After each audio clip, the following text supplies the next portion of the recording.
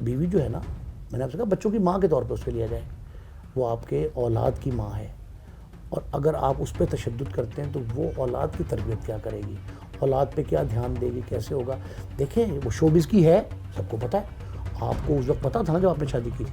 اب تو وہ شوبز کو بھی چھوڑ دی ظاہر میڈم جو ہے اب ایج کے اس سیکٹر پہ اس حصے میں ہے عمر کے، اب تو کوئی فنکاری والا وہ معاملہ نہیں ہے، تو اب اگر اس نے شوبز بھی چھوڑ دی، اور سنا یہ ہے، یہ تسلیم بھی کرتے ہیں ماجد صاحب بھی، کہ میڈم جو ہے وہ اب اللہ اللہ کر رہی ہیں. ایسا ہی جب وہ اللہ اللہ کر رہی ہیں تو اس پہ تشدد جو ہے وہ خدائی عذاب کو دعوت دینے کے مطابق. بالکل. اچھا نعیم صاحب یہ بتائیں کہ ڈپارٹمنٹل، اور ظاہر اب ایف آئی آر ہو گئی، اور کسی بھی پولیس ملازم پہ اگر ایف آئی آر ہوتی ہے تو اس کو عارضی طور پہ معطل کر دیا جاتا ہے، اور ان کی ویسے بھی ماجد بشیر صاحب کی کوئی ڈپارٹمنٹل کافی انکوائریاں بھی چلیں، پھر ان کو آرگنائز کرائم سے بھی جو ہے وہ الگ کر دیا.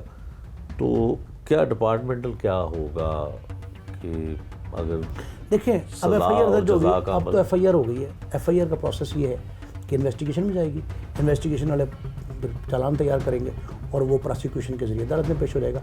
یہ تو لیگل پروسیس ہے نا. ابھی تک ان کا بیان جو ہے نا وہ 161 کی اسٹیٹمنٹ ایف آئی آر جو ہے، ابھی عدالت میں اسٹیٹمنٹ ہونی ہے میڈم کی، میڈم کی اسٹیٹمنٹ کے بعد میڈیکل لگے گا، سارا سب کچھ ہوگا، لیکن میڈیکل لیگل ہونا ہے، ایم ایل سی بنے گا اس کا.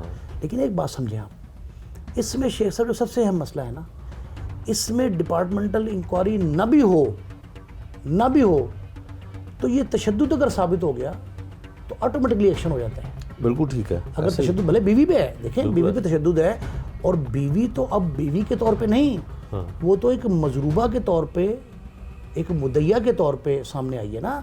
اب تو وہ بیوی کے طور پہ سامنے نہیں آئی، اب تو اس نے کہا ہے جی کہ اس شخص نے مجھ پہ، جو میرا شوہر ہے، اس شخص نے مجھ پہ تشدد کیا. اچھا نعیم صاحب اس میں ایک اور چیز ہوئی کہ جب نرگس کے اوپر یہ تشدد ہوا، جو تشدد کی اطلاع ہمیں ملی، تصاویر بھی سامنے آئیں، تو جب 15 پہ بھائی نے کال کی تو پولیس آئی تو نرگس نے ماجد بشیر صاحب کہا. یہ اچھی بات ہے. ٹھیک ہے. پھر اس نے کہا کہ ہم نے ابھی کوئی لیگل ایکشن نہیں لینا، جب کرنا ہوگا تو آپ کو بتا دیں گے. لیکن جو دیکھنے والے تھے، جن میں باپ بھی، ماں بھی، بہن بھی، بھائی بھی، انہوں نے کہا کہ اب بہت زیادہ ہو گیا، مطلب اس کی حالت ایک.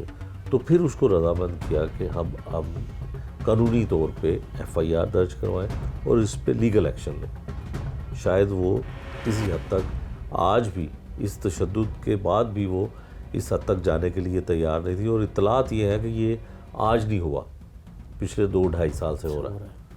میں نے آپ سے پہلے عرض کیا کہ انہوں نے کہا جی مجھے دھمکی آمیز گفتگو، مار پیٹ چھوٹی موٹی تھی، لیکن یہ جب حد سے گزر جاتی ہے بات نا، تب معاملہ خراب ہوتا ہے.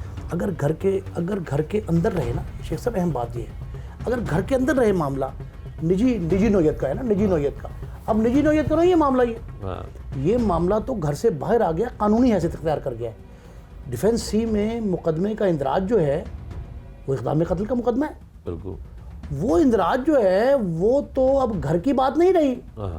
گھر کی بات تو تب رہتی جب میاں بیوی سے معاملہ اگر 4-5 دن سال سے جب کو پرانا چل رہا ہے، تو اگر وہ کوئی بات چیت کر کے، معذرت کر کے معاملہ گھر میں دبا لیتے تو اور بات تھی. اب تو یہ اس کی قانون اپنا راستہ خود اختیار کرے گا نا. اب قانون جو راستہ اپنائے گا اس کے مطابق کارروائی ہوگی. اب اس میں جب والدین نے، والد نے، بہن نے، بھائی نے، جس نے بھی ان کو ایکشن پہ راضی کیا، اب تو قانونی ایکشن ہو گیا. اب قانونی ایکشن ہو گیا ایف آئی آر کے اندراج کے بعد، تو اب صلح کا پہلو تو موجود ہے، صلح کا پہلو. لیکن دیکھیں یہ جو معاملہ ہے نا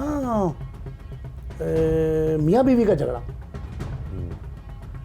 یہ اس میں جو نئے قوانین آ گئے ہیں، بالکل اس میں بڑی سخت سزائیں ہیں. اور اس قوانین کی وجہ سے جو سی ایم پنجاب ہے انہوں نے نوٹس لیا، اور ہنا پرویز بٹ وہاں پہ پہنچی، گھر جنڈر وہاں پہ پہنچی، اور انہوں نے ایک ڈپارٹمنٹل کوئی اپنے کسی آفیسر کی ڈیوٹی لگائی کہ پوری قانونی معاونت کی جائے ان کی خاتون کی. اور اس کے بعد کیا ہوا کہ ماجد بشیر کے گھر پہ پولیس نے ریڈ کیا، ٹھیک ہے، جو ان کا ذاتی گھر ہے جہاں پہ وہ رہتے ہیں اپنی پہلی بیوی کے ساتھ، وہاں پہ ریڈ کیا گیا اور تمام موبائل فون ان کے بند ہیں، اور پولیس کو آرڈر یہ دیے گئے کہ اب ان کو فوری طور پہ گرفتار کیا جائے۔ اچھا ایک بات آپ سمجھ لیں، جو پولیس افسر ہوتا ہے نا، بلکہ اہلکار بھی ہو، کانسٹیبل بھی ہو، ہاں، وہ اس طرح بھاگ نہیں سکتا۔ نہیں بھاگ سکتا۔ وہ ظاہر ہے محکمے کا ملازم ہے نا، وہ ان کو گھر سے اس وقتی طور پہ فرار ہوئے ہوں گے، وہ الٹیمیٹلی ضمانت قبل گرفتاری کرا کے معاملے تفتیش ہو جائیں گے۔ پولیس والا شخص ہے، اس کو قانون سے تو ہر طرح کا باخبری ہے نا، ہر چیز کا علم ہے، اور اس میں وہ بے وقوفی تو نہیں کرے گا نا کہ وہ ملک سے باہر بھاگنے کی کوشش کرے۔ اور پھر یہ ہے کہ اگر ایسا کوئی خدشہ موجود ہے تو اس کا نام ECL میں ہونا چاہیے۔ بالکل، اگر کوئی ایسا خدشہ ہے، گھر والے یہ خدشہ ظاہر کریں کہ جب ہمیں خطرہ ہے کہ نہیں بھاگ جائے گا باہر ملک سے، تو آپ اس پہ جو ہے یہ محکمہ داخلہ میں درخواست دے کے اور یہ کر سکتے ہیں کہ جی یہ بندہ فرار نہ ہو، یہ علیحدہ بات ہے۔ لیکن اگر گھر والوں کو اس طرح کے خدشات نہیں ہیں اور وہ روٹین میں ہے، تو اس نے الٹیمیٹلی پولیس افسر نے اپنے محکمے میں جو پروسیس ہے انکوائری کا، انویسٹیگیشن کا، وہ تو آپٹ اور اڈاپٹ کرنا ہی کرنا ہے۔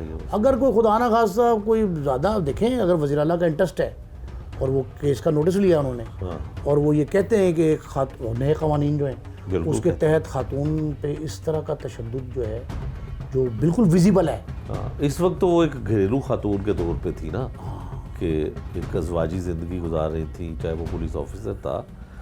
لیکن یہ بڑے حوصلے کی بات ہے کہ اگر نرگس پہ آپ یہ کہہ رہے ہیں کہ 2-2.5 سال سے یہ کام چل رہا ہے، جی ہاں، تو اس کی برداشت کو داد دینی چاہیے کہ جی اس نے اتنا برداشت کیا۔ لیکن خدا کا شکر یہ ہے کہ یہ معاملات جو اس طرح کے ہیں، کئی جو پہلے میں نے آپ کو واقعات بتائے ہیں بڑے خطرناک ثابت ہوئے ہیں۔ مطلب اس واقعے میں ایک میں نینا والے میں وہ کراچی کا انسپیکٹر جو بعد میں SSP DIG تک پہنچا ہے، راؤ انوار اس کا نام تھا، بالکل، پھر اس کی تفتیش بھی یہاں ہوئی، بالکل، اور اس کو محکمہ داخلہ نے وہ وہاں کے محکمہ داخلہ سے بات کر کے یہاں لاہور بلایا تھا، اس کو شامل تفتیش بھی کیا، ہم نے دیکھا سارا کیس وہ۔ بالکل۔ تو یہ اس طرح کے واقعات جو ہوتے ہیں نا، یہ تو خدا نے بڑا بہتر کیا ہے کہ ابھی محفوظ ہیں۔